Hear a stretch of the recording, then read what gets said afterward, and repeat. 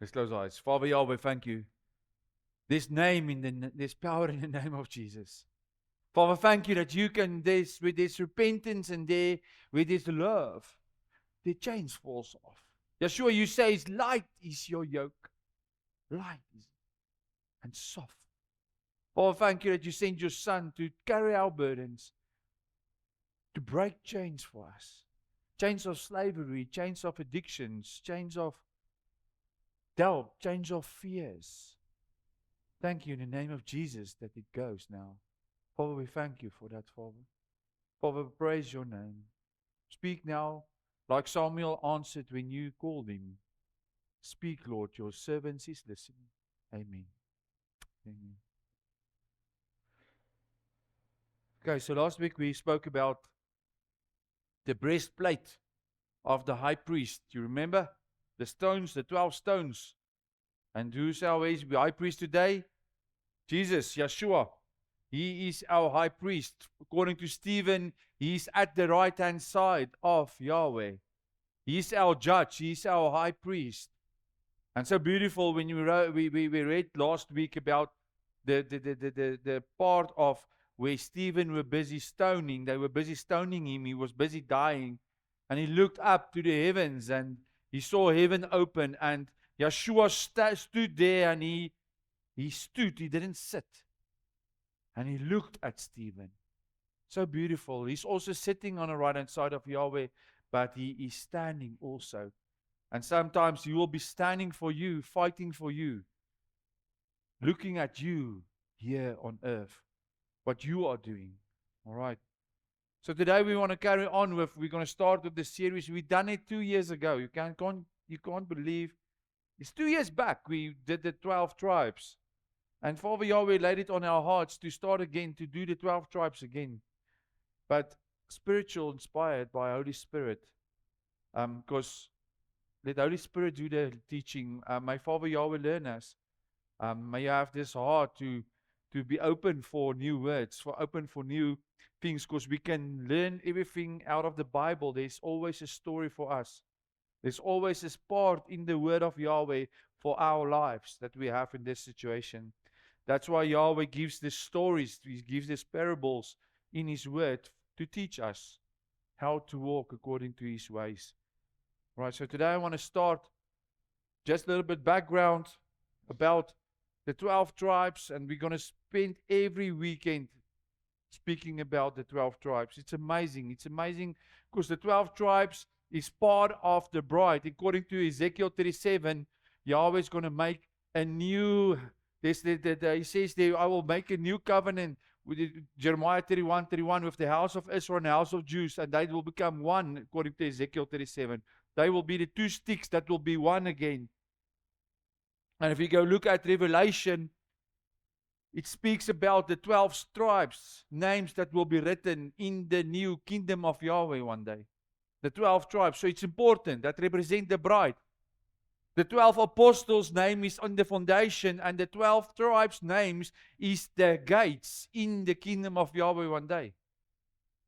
There's two tribes that names is not there anymore. That's Ephraim and Dan. Their names is not there anymore, because remember they were 12 and they became 14 because Ephraim and Manasseh came underneath Joseph, came extra. They were 14 sons. But Ephraim and Dan's names is not there anymore because they were doing idol worship. Their names is not there. So the 12 tribes is there, their names is written, there's gates there. And if you don't know which gate you will go through, Jesus says in Galatians 3 verse 29 that we are heirs through Him, through His blood, through His sacrifice, through He that died for us. We are part. We are heirs. You know an heir? An heir is if you, like your father died, you inherit all his stuff. That's an heir. You inherit.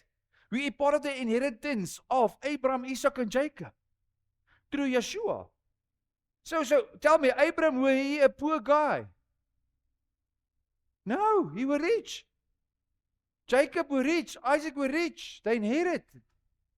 They had Yahweh's blessings because Yahweh's blessing, He gave His blessing to Abraham and said, Abraham, I will make you father of the nations, Israel. So we are part of that. We are part of the promises.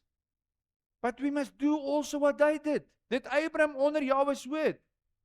Yeah, we spoke about that. Exodus speaks about he did all God's statutes, his law and his ordinances. He did it. He did the Torah, he did the word of Yahweh. So if you want to be inherit the promises, you must do what Abraham, Isaac, Jacob, everybody done in the word. Then you will be blessed. Yahweh says in Deuteronomy 28, choose blessed, choose curses. It's your decision what you want to do. Joshua says, but as for me and my house, we will serve the Lord. And that's the thing. He says also, choose whom you want to serve. Right. So the story started with the 12 tribes with Jacob, and Yahweh chose him. Right? You know the story about Jacob and Esau. Jacob sinned. He was a person. He betrayed Esau. Father Isaac was blind, he was old, and he put on that stuff. So Isaac thought, no, it's Esau, and he gave the blessing to Jacob. Jacob stole the blessing from Esau. But Esau didn't actually wanted it. Because will you trade your portion, your inheritance, your birthright as firstborn for a bucket of food? He didn't want it. I won't change my firstborn inheritance for a bucket of food. He was just like, no, just take it. He was hungry. He was a hunter. He hunted for food. Maybe doesn't care. Or maybe he thinks that it won't happen. Yeah, bro. So yeah, but happened, and it happened, and after that happened, he was very mad at Jacob. He wanted to kill Jacob, Esau. And they went, and Esau, he went, and Jacob went to work with whom? To whose house did he went? Laban. He went to Laban. And Laban said, free labor. Free labor, I'm going to get free labor today. Laban, what he did, he had 2 daughters. It's Rachel and Leah. Now the Bible says Leah weren't that beautiful as Rachel. Yeah, Rachel, she wasn't so beautiful. Right. So Jacob came to Laban and he says, no, can I work for Rachel? All right. And he started to work 7 years for that wife. 7 years. Have you ever worked 7 years for a wife? I'm so lucky I don't have to work 7 years anymore. You do that. You work your whole life for the woman. You work your whole life for the woman. Yeah, it doesn't stop. But in any case, so he worked 7 years for Rachel, but then Laban had a plan. He said, no. I'm going to give you Leah.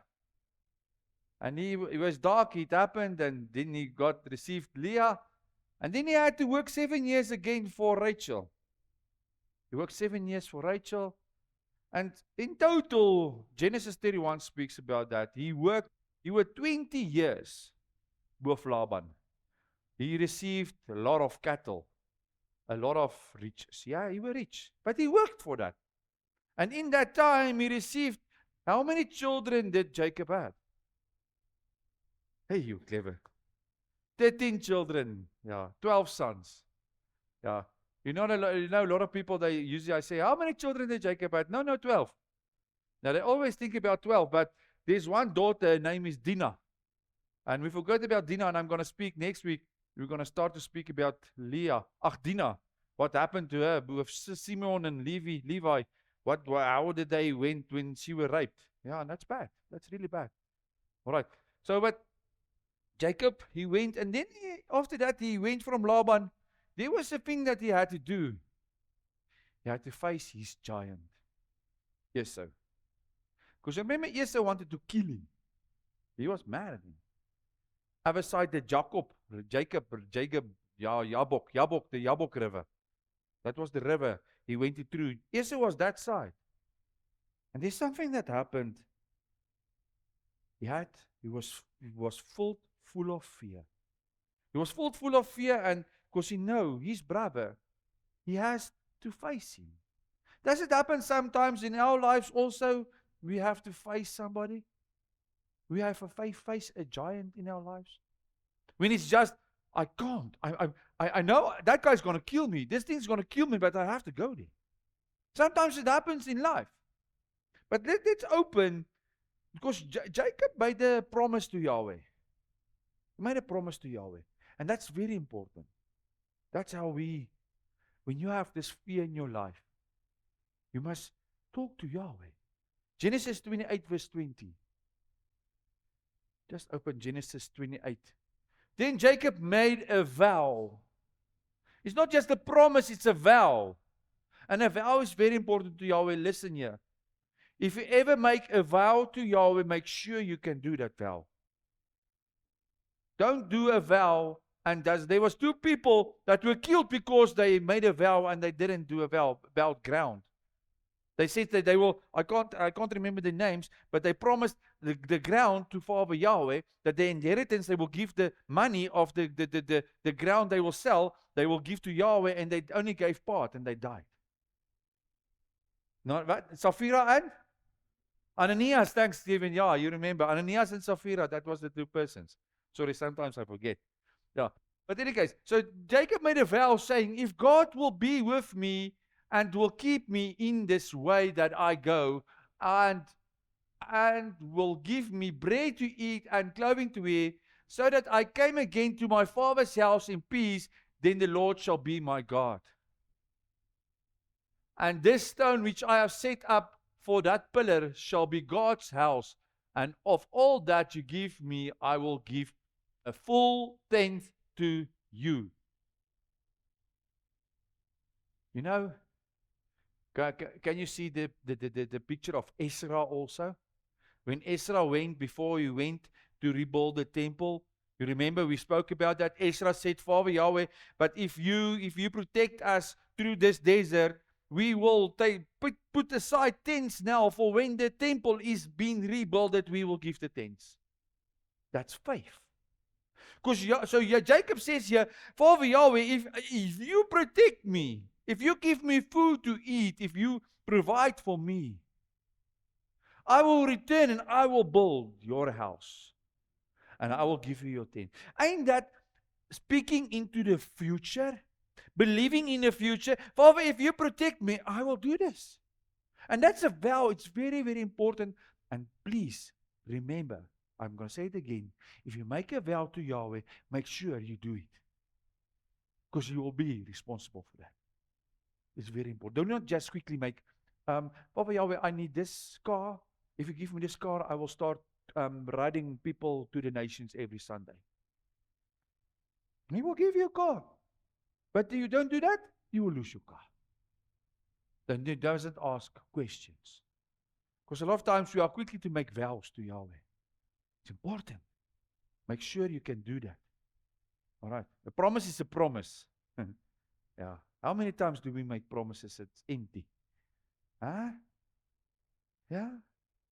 Even when you marry your wife, I promise you. Hey, that, yeah. Then 20 years happen, then that promise is not a promise anymore. Yeah. Because that stage is beautiful. You will promise to the whole world. But when she's Makoko, you don't worry anymore. Where's the love then? Huh? Yeah. So make sure when you make promises.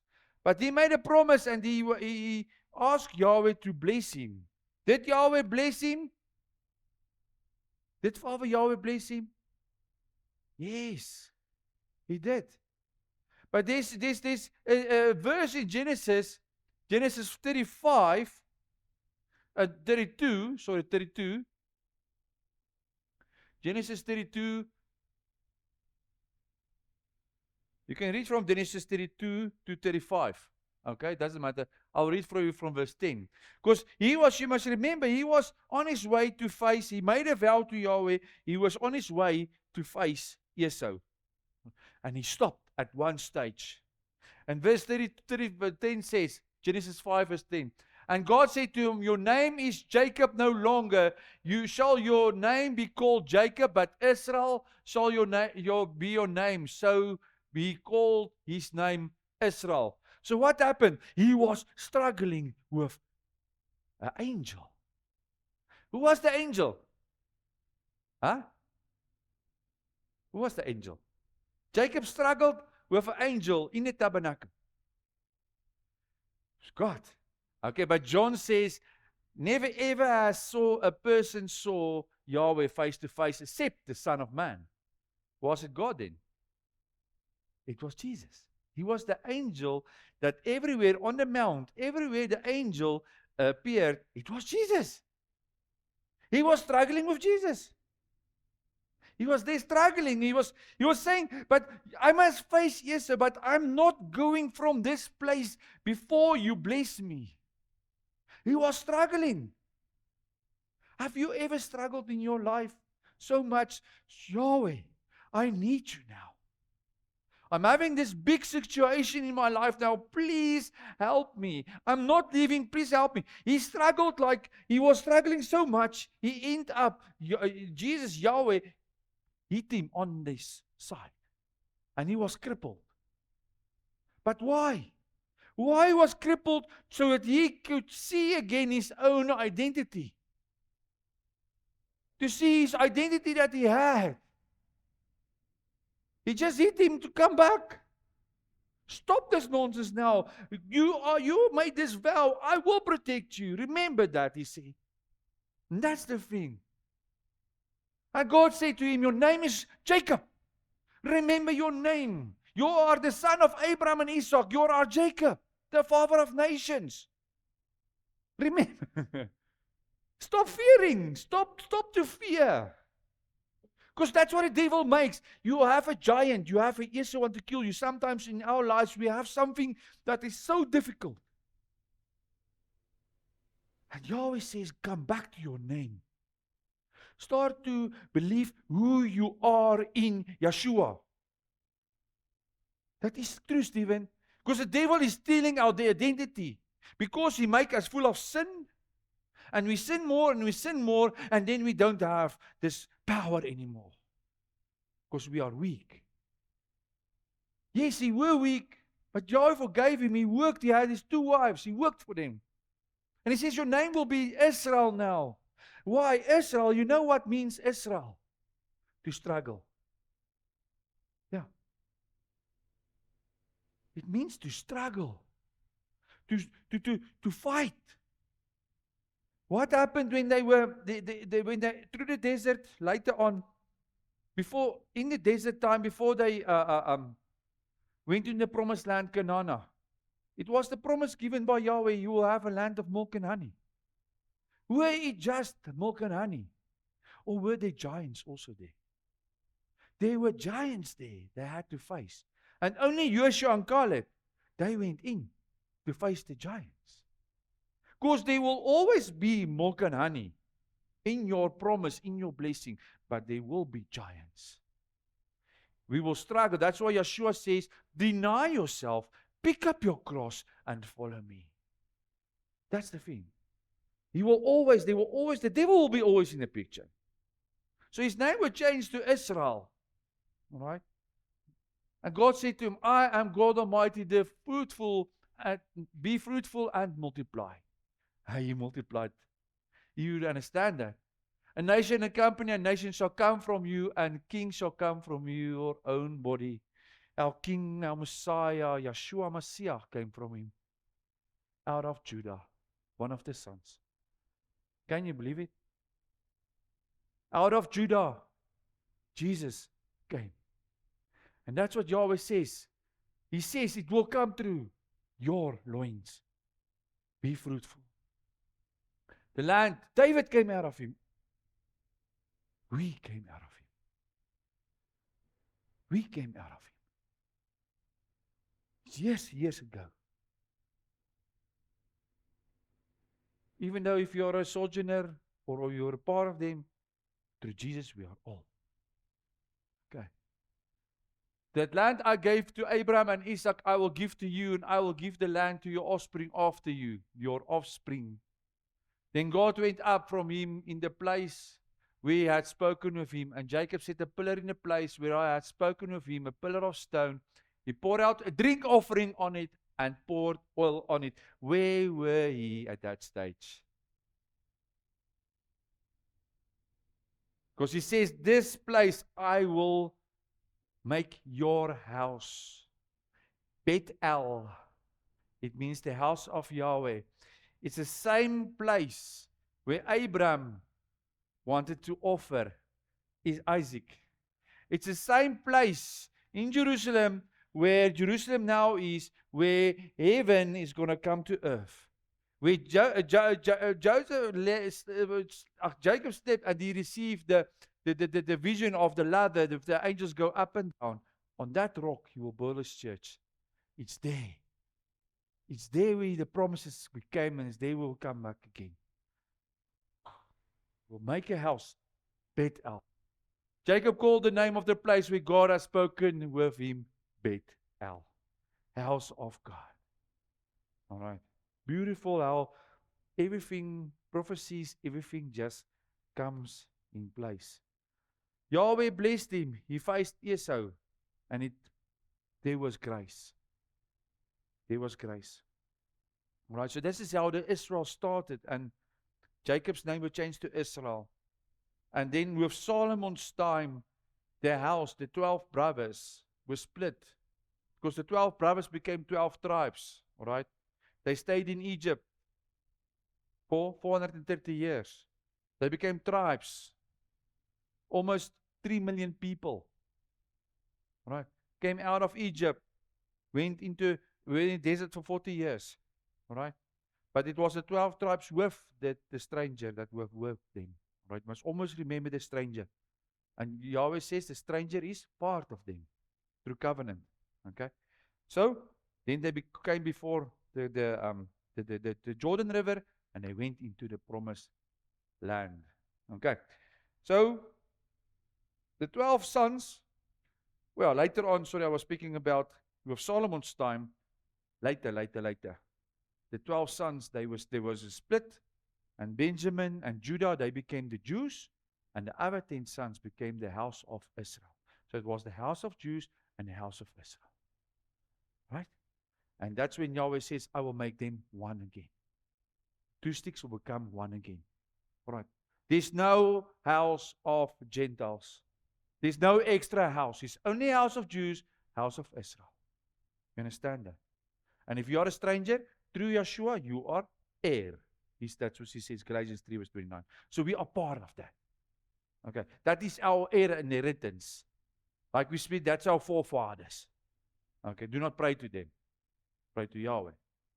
Through Jesus. Okay. All right. Okay, so today I want to speak about the first son. His name was Reuben. Reuben was the first son. Now let's open. I'm going to read because Jacob, he had his life, and before he died, he gave a blessing to all the 12 sons. And you can go read on later on, before Moses died, he also gave a blessing in the desert. This was the same, exactly the same.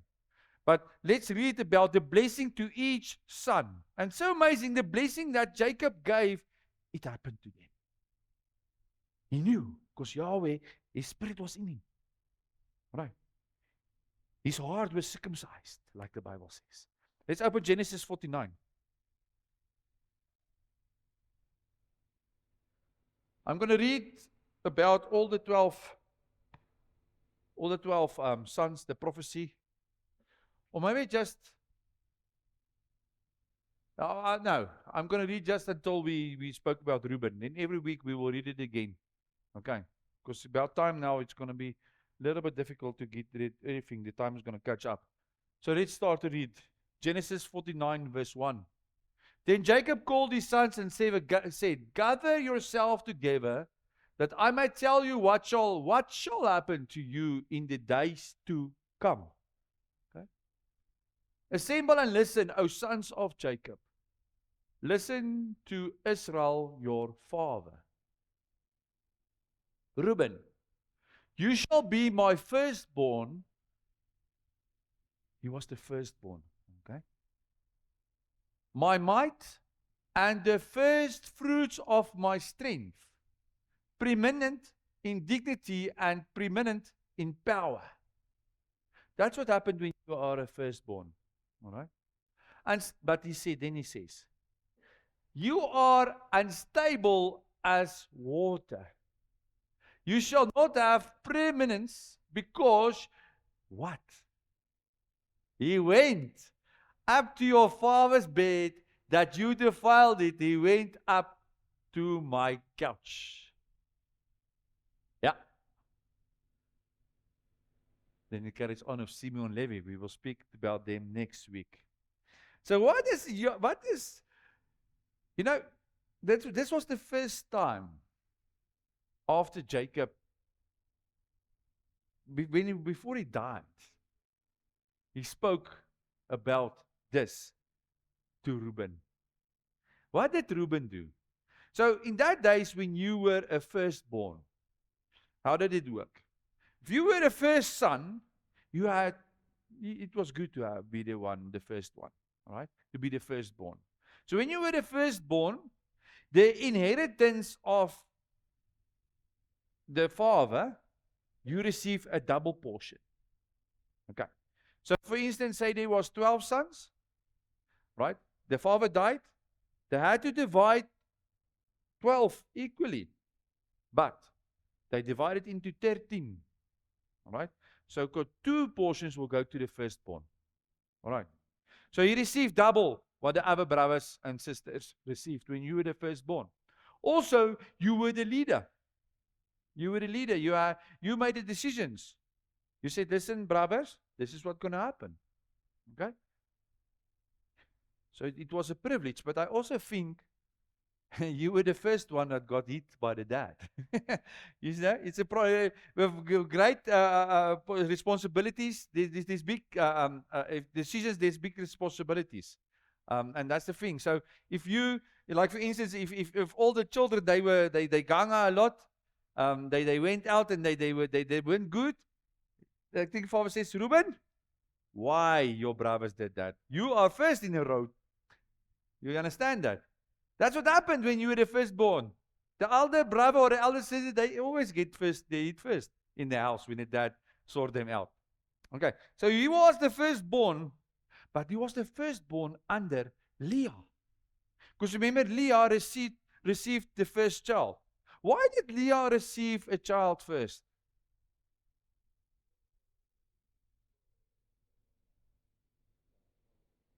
She was older, but she was not loved. The thing is, you must remember, there was Leah and Rachel. Whenever there's 2 women in a house, that's not good. That's not good. There will be jealousy. All right? It's the same. How it happened to Sarah and Hagar? The same. There's jealousy. That's why we intend to just marry 1 woman. All right? I promise you that. Double is double trouble. I promise you that. Don't do that. Okay. 1 woman. All right. Marry her, love her, enjoy her. Okay. So what happened? Leah, she wasn't so beautiful as Rachel. Okay. So she thought if she gets a child, then Jacob will love her more. What did she have in her heart? Rejection. Rejection because he is not loving me as much as Rachel. And she thought a child will save the marriage. Understand that? How many times in our lives, you get it a lot of times even when it's older, when people are starting to get older, they get young child. How many times, because we, as Afrikaners, we get that a lot. When their marriage is starting to fall apart, they get a child and think the child will save the marriage. It happens. And it's not doing that. Only Yahweh saves a marriage. A child won't save a marriage. But Leah thought she had that rejection. All right? And eventually Rachel also received Joseph as a firstborn. So Jacob had 2 wives, Leah, Rachel, both with firstborns, Reuben and Joseph. According to the Bible, according to the word of Yahweh, the firstborn, it's the one that is first. That is the firstborn. That is the one who gets the first rights. Okay. So, Jacob says on before he died, He says, Reuben, you were the firstborn. You had that. You had all these promises. But you were like water. You were like water. And what did he do? He says, you slept. He slept with this one of the extra women, because Jacob had 4 women, 2 wives and 2 extra wives, 2 concubines. He's going, I think Jacob were a little bit out in the field, and Bilhah, the other women, were a little bit lonely and said, hey, Reuben, come drink some tea with me, and I'm so lonely. He slept with her. Reuben slept with his stepmom. He defiled his father's bed. That's what he did. And the thing is, don't you think it's maybe part? Can you think just how it was inside the house? Because Rachel and Joseph, this beautiful son, everywhere, even in the blessing, you can read that Joseph were the favorite of Jacob. He was.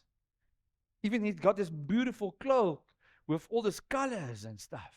He was the favorite son. So can you see, Leah and Reuben, they were always second. They always have this rejection, but we are not the favorites.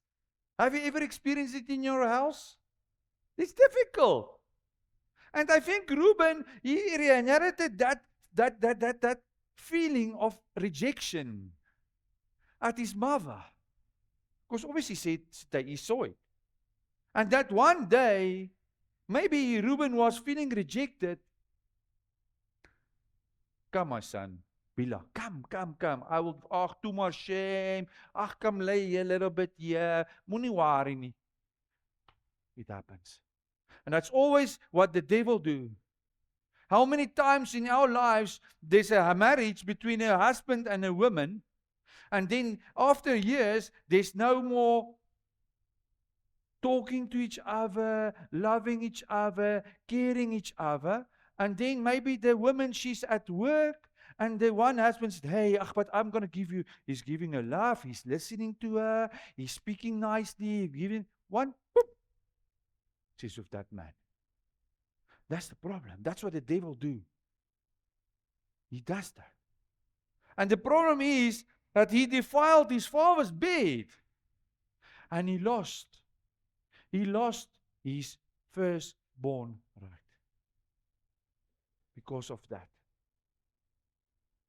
And the thing what is the most important here is that he carried it for years. His father, the only first time his father spoke about that was before he died. His father knew about that. His father knew about Reuben that slept with his wife. But he didn't say anything until he died. Don't you think maybe Jacob had this feeling inside of his heart by not doing the same to Esau? You remember Esau? He was also there was also they weren't righteous. There weren't any righteousness. He was unfair.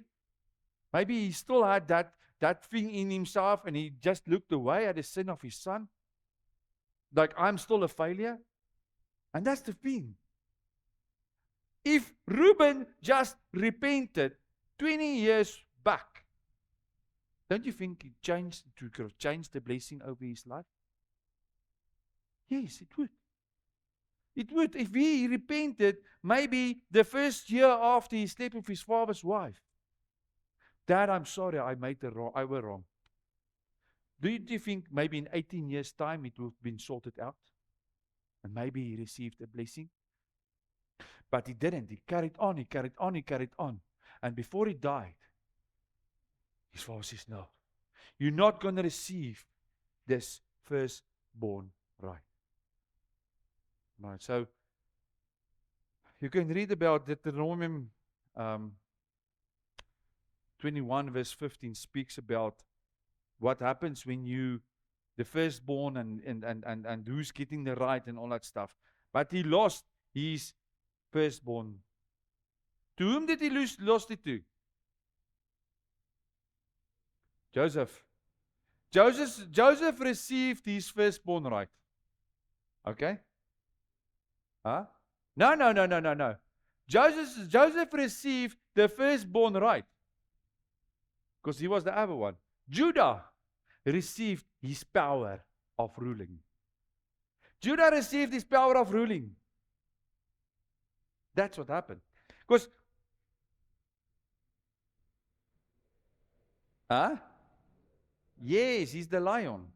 Yeah, he's the lion. So Judah, there was a price, he still had power. But Reuben, I don't know why. Maybe because he was having that sin. This time, the time when Joseph was put into the pit. What happened there? What happened there? You must remember, when he was thrown, Joseph was thrown in a pit. That was before Jacob gave the blessing. All right? Before he died. That was a long time before he died. So Reuben was at that stage, he still had the power. He still had the firstborn power by saying, listen, yes, no, yes, no. What happened when Joseph was put in a pit? They firstly wanted to kill him. Right? And then he said, no, put him into a pit. Yeah, but did he actually save him? Why didn't he just say no? Because he had the power. Why didn't he just say no? Maybe he had that guilt, April. Maybe he had that guilt of I'm sleeping with my father's woman. You know what happened? What happened to at the Philistines with the sons of Eli? They were also sinning. And then what happened? The Ark of Covenant, they just came and they took it. They didn't say, no, we must pray first. You see, always the devil, he makes you trapped in this sin to steal your power. He traps you in a sin to steal your firstborn right. That's his tactic. Then we sang today this thing, breaking the chains. Breaking the chains. Only through Jesus we can break that chains. If you have maybe today sitting here with a burden of 20 years, maybe, like a Reuben, it's time to go and make right. Don't wait 20 years before you maybe lose that person, or you lose your firstborn right, or you lose your way to everlasting life. If you have something in your heart, a burden that you carry, like Reuben carried in his life, go and repent and make it right with that person. That's important. Because you will lose your firstborn right. Are we the firstborn today? Of God? Are we? Yes, what happened in Egypt? Before they went out, they placed the blood on the doorpost. Okay? There were people inside the houses and at the back of underneath that blood. Okay? And then there were firstborns outside. Okay? Who died? The firstborns outside. We became, through the blood, the firstborns of Yahweh that night. And yes, and Yeshua, he is our firstborn. He is the firstborn. He is the first fruit of Yahweh. And through him we are the firstborns of Yahweh.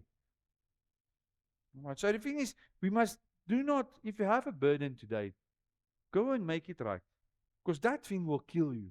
That thing will rob you from your promises of God. Go and repent. If you have something that maybe you were unlawful with another woman or another wife, it's hard. Go and make it right. Go and make it right. We are the priests, like we said last week. Listen here what says Chronicles 5 verse 1. The sons of Reuben, the firstborn of Israel, for he was the firstborn. But because he defiled his father's couch, his birthright was given to the sons of Joseph. The sons of, yes, it's Simon, Stephen. Sons of Israel. So that he could not be enrolled as the oldest son. Okay? Though Judah became strong among his brothers, and the chief came from him, yet the birthright belonged to Joseph. Can you see it? Can write down this. First Chronicles 5 verse 2 explains this birthright that went. All right? So the power, the strength came out of Judah. David came out of Judah. Jesus came out of Judah. He was the lion of Judah. But he was also became the firstborn of Yahweh. He is the son of Yahweh. That's so beautiful. He is, according to Melchizedek, king and high priest. All right. According to the order of Melchizedek. Okay, so he lost it. And then if you go check how Reuben eventually, how the tribe of Reuben, I will just want to explain something here. Your decisions in your life, it makes, when it's still small, Lungisa, make that thing good again. Repent and fix it. Because the tribe of Reuben, if you go see where they situated in the promised land, they didn't, yes. They didn't even went into. They didn't enter. Reuben didn't enter the promised land. They were outside. They were outside of Canaan on this side of the Jordan. They didn't went in the promised land even because they were afraid. They even, if you go check history, you know Korach that rebelled against Aaron and his sons about they wanted to be the priesthood. Reuben joined Korach. Yeah. Yes. And then they were also, part of Reuben were taken away because of that. That was, if you want to go read about that, is Numbers 16 speaks about that. Yeah. So they were rebellion. Numbers 16, Stephen. You can go read about that, where they rebelled with Korach. That was the nephews of, they were Levites, but they didn't do the priesthood. So they were rebelling against Aaron and his sons. Yeah. And if you want to go read, Numbers 23 speaks about Reuben that were outside the Canaan. They didn't went into the promise. They didn't receive their inheritance. All right. Because they were afraid of the giants. They were afraid to face the giants. Can you see how this unrepented sins of Reuben changed the whole tribe of them? All right. Because that's why Jacob says on his deathbed, you're like water. How's water? How's water today? You go like this, you go like this. 1 foot in covenant, 1 foot out of covenant. 1 foot in the world, 1 foot out of the world. Today I'm in the church, tomorrow I'm in the world. You like water. Today I'm with Jacob, my father. Tonight I'm with his wife. Yes. He's like water. He's unstable. He's unstable. What does Ephesians 4 verse 14 says? Ephesians 4 verse 14.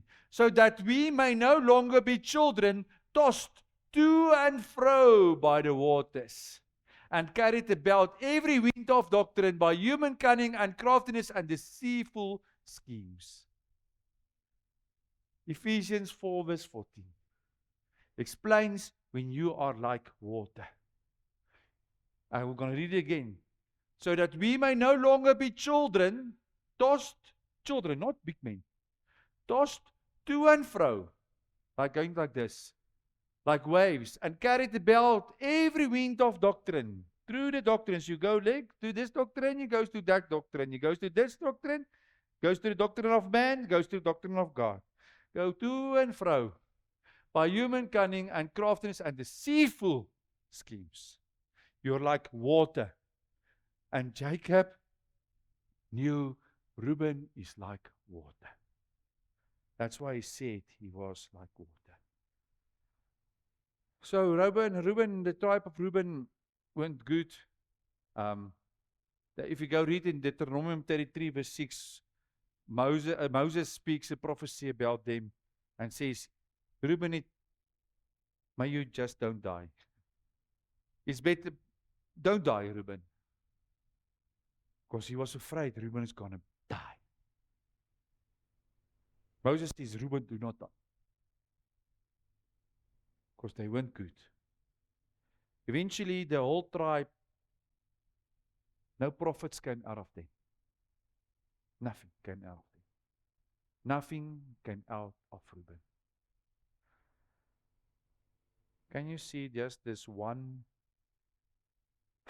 thing that the devil did? Him sleeping with his mom. Joseph had the same problem. The devil wanted to do the same to him also, with Potiphar's wife. With Potiphar's wife also. Potiphar's wife wanted to grab him, he was running. Leave me alone. I want to you, but I'm gonna go. How many times do we have that situations when the devil is putting that chain? Come. He's pulling you with that chain. Look at this beautiful woman. Your wife is not nice anymore to you. Your husband is not nice anymore. He doesn't want to speak to you. Doesn't want to listen to you. Doesn't want to provide. He's, come.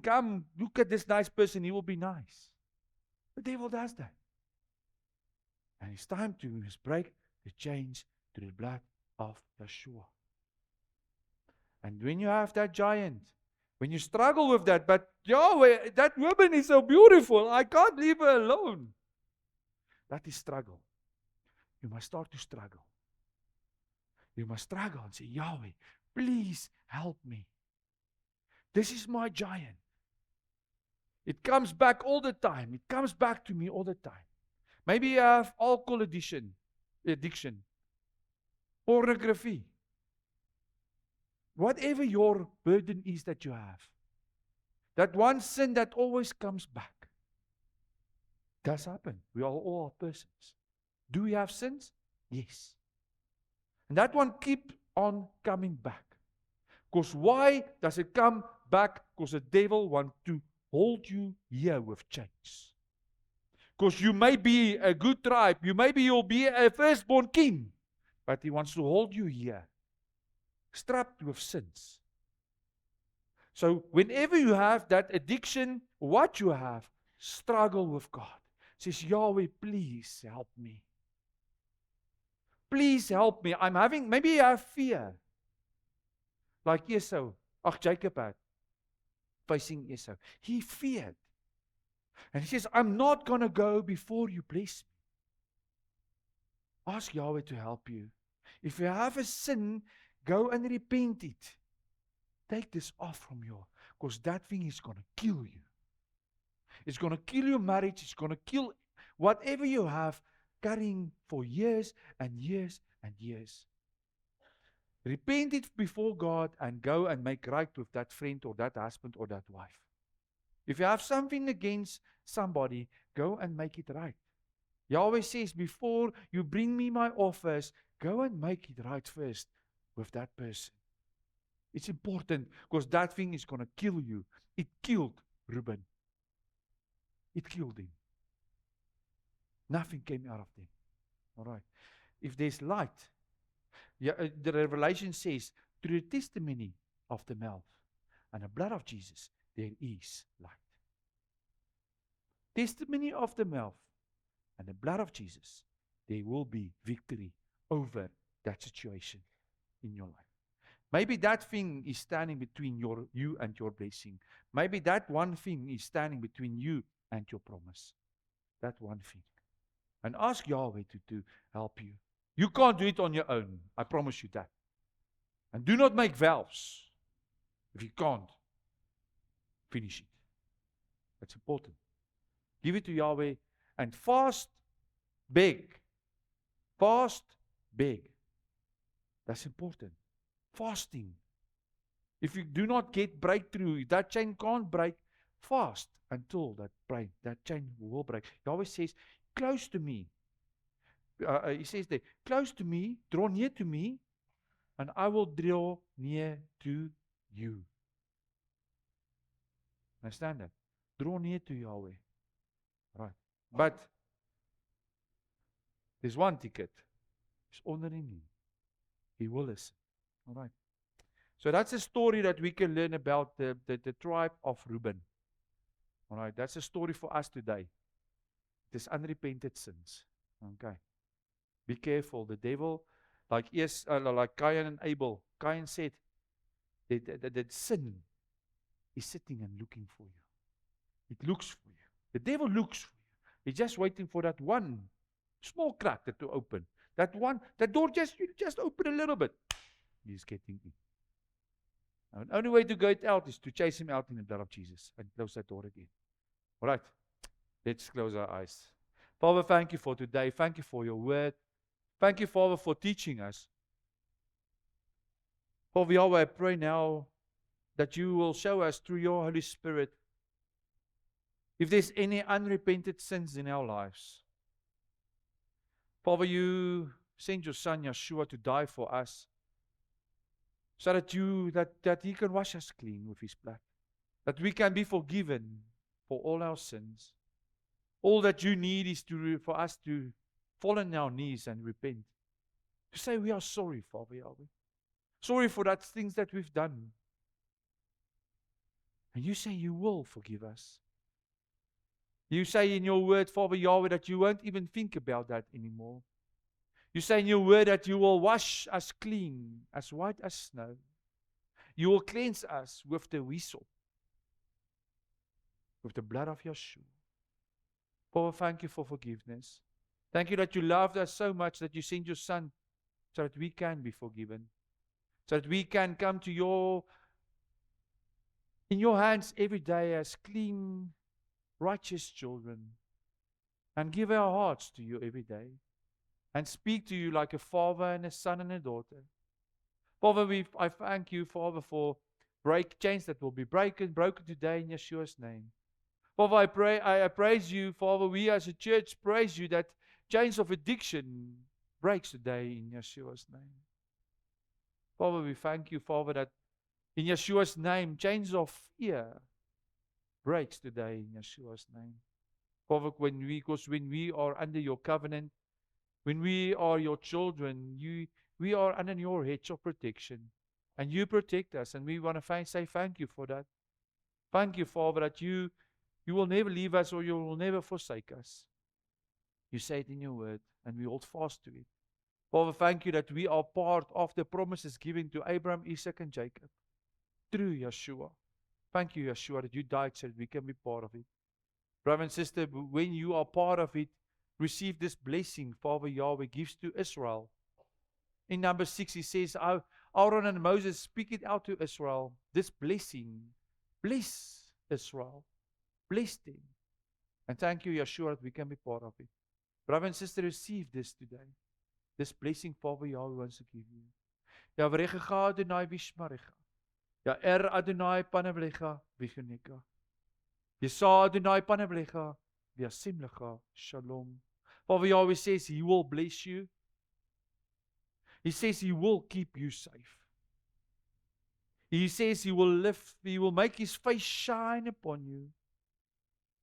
He will lift His face. He will look at you the same as He looked at His Son the day that died for your sins. May you shine outside like a lamp stand for this dark world, brother and sister. Above all, Father, thank you. We receive now this blessing of shalom peace. Receive this peace now, brother and sister, where you go.